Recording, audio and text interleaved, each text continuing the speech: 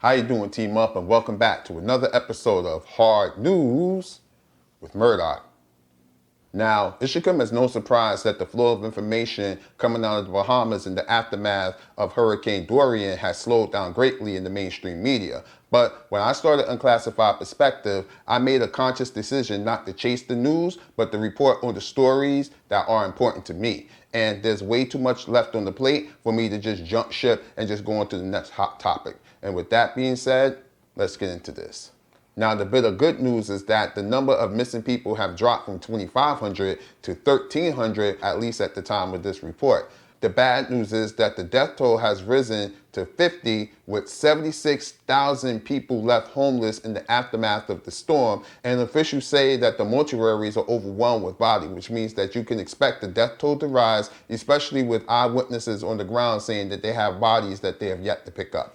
And just when you thought things couldn't get any worse, there is a major oil spill on the Grand Bahama Islands, and yes, it has made its way down to the coastline and into the oceans, and there is no way to stop it at this time because there's very little resources. I'll have more on that story as it develops for you.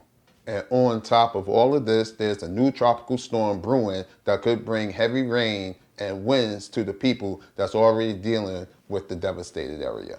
Now, please keep all that in mind as we take another look at even more first-hand accounts at what people are going through in the aftermath of Hurricane Dorian in the Bahamas. I have no idea where I could take my two kids. There's nowhere to go.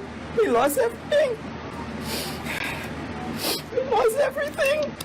We gave up every food we had because that's where we're going to get on this flight. I'm supposed to give them. What am I to give them? Where's the humanity in that? Where's the care in that? I'm a Bahamian citizen, my children are Bahamian citizens. No guidance. What are we supposed to do? Sit here and die? Unbelievable. I've been through hurricanes, but nothing like this ever in my life. Seeing it over and over again. Steel reinforced concrete buildings just completely obliterated. This isn't cheap construction.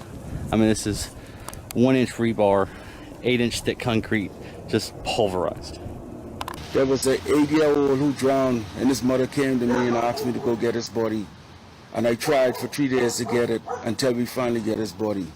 I saw people trapped.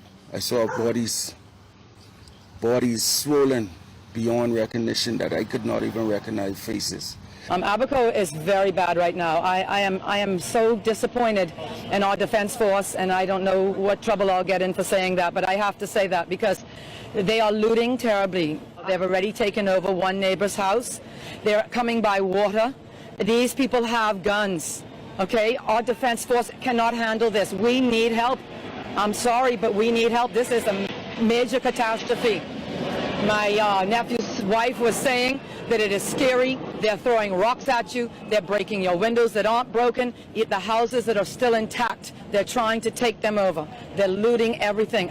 It's horrible, guys. It's horrible. We are being treated wrong in our country. Overnight, the airport was finally being used as a shelter. Those seeking evacuation to other islands being allowed inside. I don't know. It's just awful.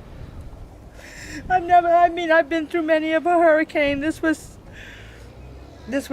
I don't know. This was a tidal wave, a tornado, a hurricane, everything in one. At 53 years old, I've never seen anything like this in my life. Get caught in our apartment. It was too late to get out. So we took refuge in the closet. And me and him sat and watched my autistic son. We watched the hurricane take our roof off. So I just hold on to him. In case anything happened, he's safe. It sounded like a freight train going around our home. Water was coming in our house. I think our house was the only one standing on Pelican Shores. And when I came out during the eye, I couldn't believe my eyes that basically all the homes around me were gone. This was the waterway where a lot of people with a lot of money brought their catamarans and million-dollar boats for safekeeping during the storm. As you can tell, they're not there anymore. There's one, and there is a lot more. catamarans as far as the eye can see. They're in the woods, they're across the highway, and they're flipped over. It's unbelievable. This is the hole that Hurricane Dorian punched in the house of Washington Smith. I should say one of the holes. Tore off his roof. Sent boards with nails flying at over 100 miles an hour through his house. Everywhere you go, you see damage. You see how the shrapnel shredded the ceiling.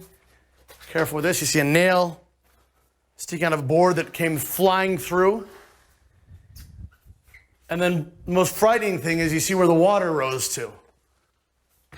All along here.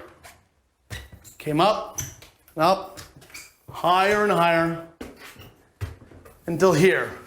This is over 20 feet high, and it stayed this high for 50 hours. He said it was 50 hours of pure torture. My dad lost his life, I guess, directly or indirectly. Directly, I guess, because of the storm. You know, it was raining